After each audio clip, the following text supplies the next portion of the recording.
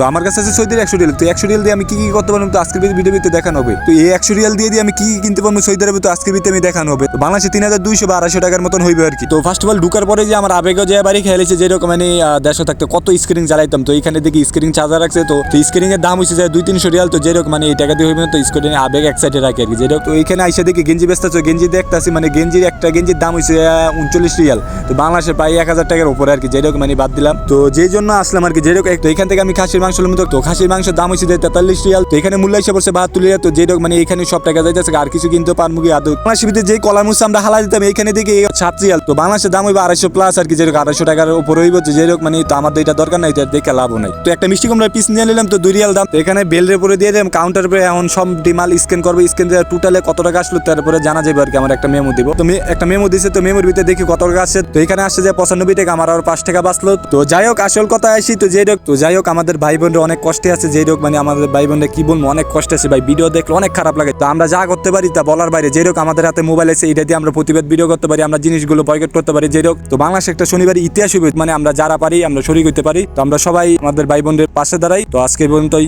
আল্লাহ হাফেজ।